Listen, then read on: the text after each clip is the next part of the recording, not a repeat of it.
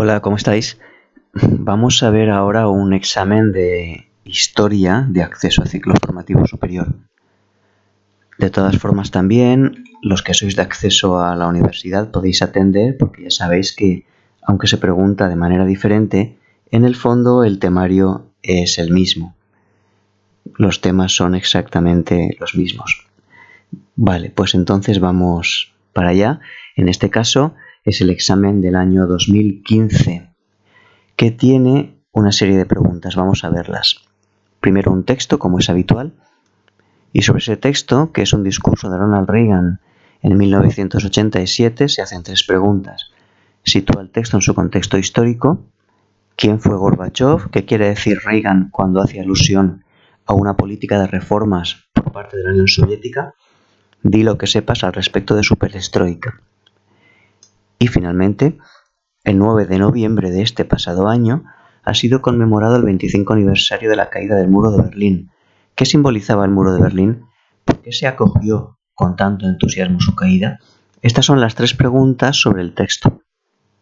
Y después ya sabéis que hay una segunda pregunta que es a elegir entre dos opciones. Primera opción, el movimiento obrero. Segunda opción, descolonización. Vale, pues vamos a ir viendo primero los comentarios. La primera cuestión es el texto y tres preguntas sobre el texto. Siempre es difícil saber cómo reparto los contenidos, porque fijaos, la primera pregunta siempre suele ser sitúa el texto en su contexto histórico. Entonces, ¿qué tengo que hacer aquí?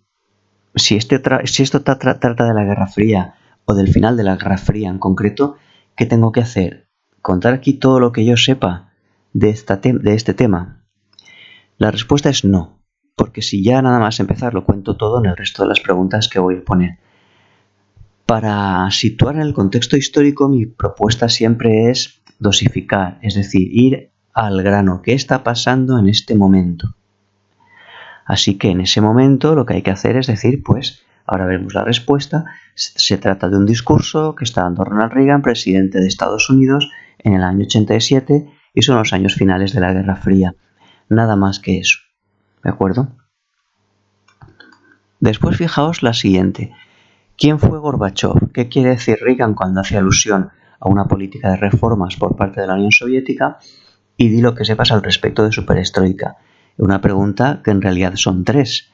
Y estamos de nuevo ante la situación. Bueno, ¿qué digo? ¿A qué me dedico más? ¿A qué me dedico menos? Bien, os dais cuenta que di lo que sepas van al grano y no esconden todo lo que puedas. Parece claro que esta es la cuestión que más tiempo debe ocuparnos. Y las otras dos, pues lo que yo sugiero es responder a ellas rápida y brevemente. ¿Quién fue Gorbachev? Pues el último presidente de la Unión Soviética. ¿Qué quiere decir Reagan cuando hace alusión a las reformas? Pues que está aplicando Gorbachev una serie de reformas económicas en la Unión Soviética que se conocen con el nombre de perestroika. Y ahí sí, después ya me pongo a hablar un poquito más de detalle de qué es la perestroika. Y después fijaos, ¿qué simbolizaba el muro de Berlín? ¿Por qué se acogió con tanto entusiasmo? Estas son dos preguntas que yo creo que se pueden contestar con brevedad. No responden a ningún tema en concreto. Quiero decir que no hay una respuesta prevista. Tienes que improvisarla tú más o menos en ese momento. Bien, como os digo aquí, para todo el mundo y para todos los exámenes, leer siempre un par de veces las preguntas primero y antes de lanzarse a contestar, intentar averiguar qué es lo que se pretende con esa pregunta. Y después tenemos las opciones movimiento obrero y descolonización. Ya sabéis, como os he dicho en algunas ocasiones, estas dos preguntas, estas dos opciones de la parte final, son claramente un di todo lo que sepas. Aquí sí que son de haber estudiado, hacerse un esquema y contestar todo lo que sepamos al respecto. ¿De acuerdo? Mirad la primera,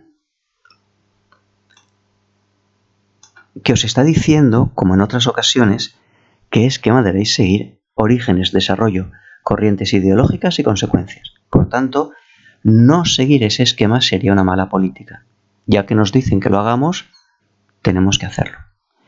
Y después esta segunda opción, descolonización, neocolonialismo y tercer mundo, que veo, o me parece a mí, que es un poco más complicada. ¿Por qué? Porque demuestra lo que os he dicho algunas veces. Aunque el temario de ambas pruebas, es decir, acceso a la universidad y acceso a ciclo superior, es el mismo, la forma en que está ordenado es diferente. Y sobre todo, la forma en que se pregunta es diferente. Fijaos, por tanto, que, como os digo aquí en este segundo párrafo, descolonización sí que existe en el temario, pero neocolonialismo y tercer mundo, así, con estos nombres, con esta formulación, no está en el temario.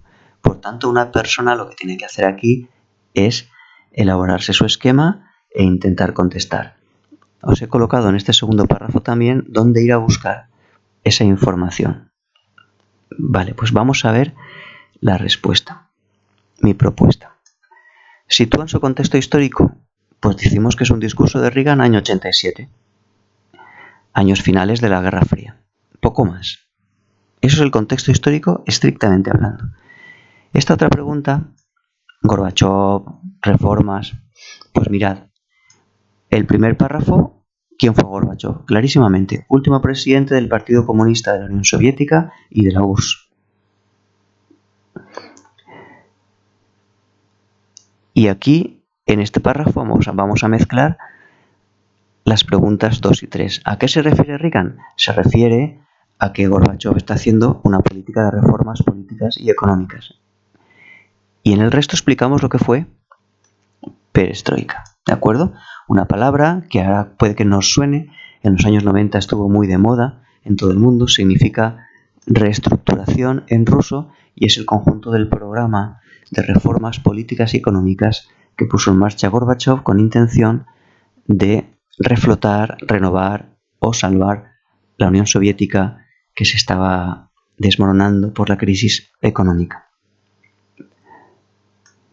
Y finalmente, estas preguntas que os digo que hay que ir al grano y despacito.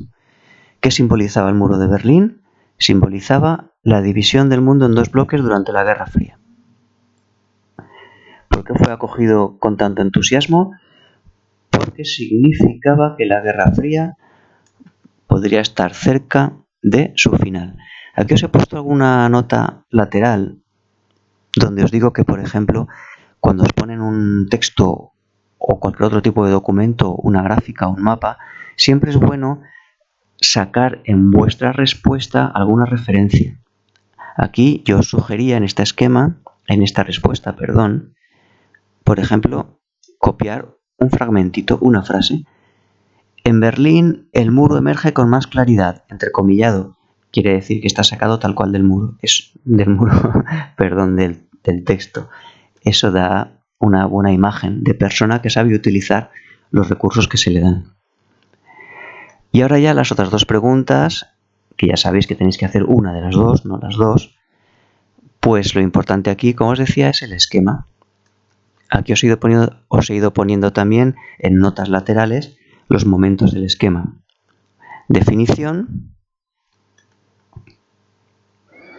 y el desarrollo, que lo dividimos en primeros momentos. Recordad este esquema que explicamos en clase de antes y después del socialismo. En este párrafo inicial, el resumen de lo que hay de antes del socialismo, ludismo, cartismo, mutualismo. En este párrafo, socialismo y sus evoluciones, utópico, científico, marxismo y anarquismo, y una evolución final con el nombre de socialdemocracia. Y finalmente lo que nos piden en el esquema, consecuencias. Hacemos aquí un pequeño párrafo de consecuencias. Básicamente yo diría esto: ha conseguido transformar el capitalismo y liberalismo originales, ¿de acuerdo? Y luego, esta transformación ha sido conseguida sobre todo por la vía de la reforma y no de la revolución. Y después esta otra pregunta, que es la más compleja, como os digo, consta por una parte de lo que sabemos del tema de descolonización, y de hecho es lo que va a ocupar la mayor parte de nuestra respuesta. Primer párrafo para la definición y resumen de causas. ¿Qué es descolonización?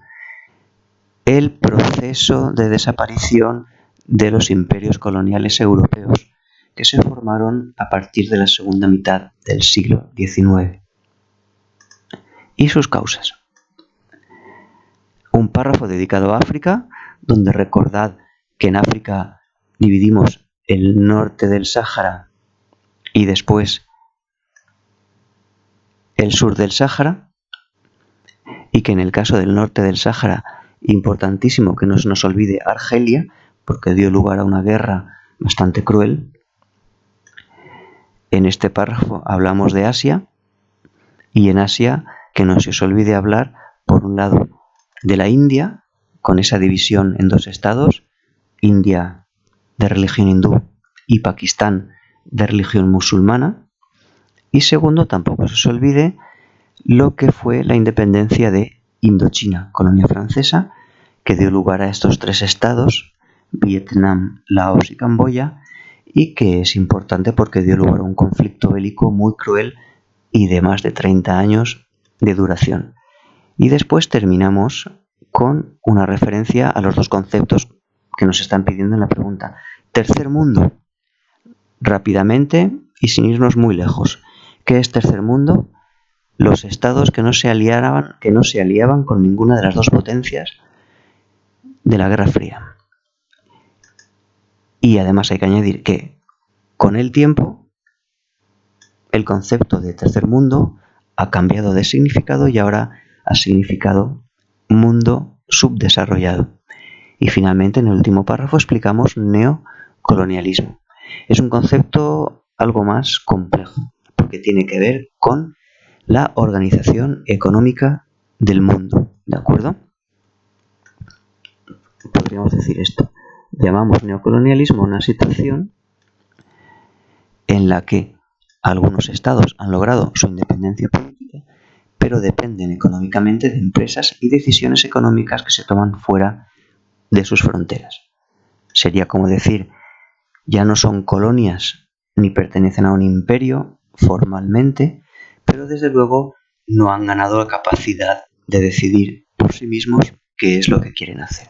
¿De acuerdo? Este sería el examen. Aquí tenéis una foto del famoso discurso de Reagan, 1987.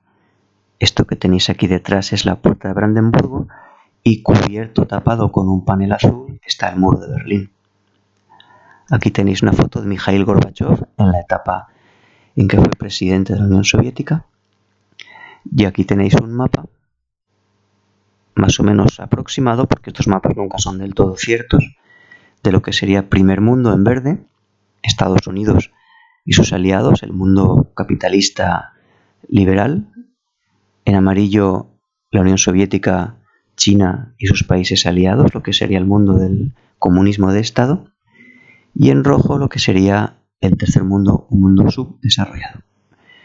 Esta cuestión sabéis que la tenéis en las diapositivas que me he olvidado de sacar.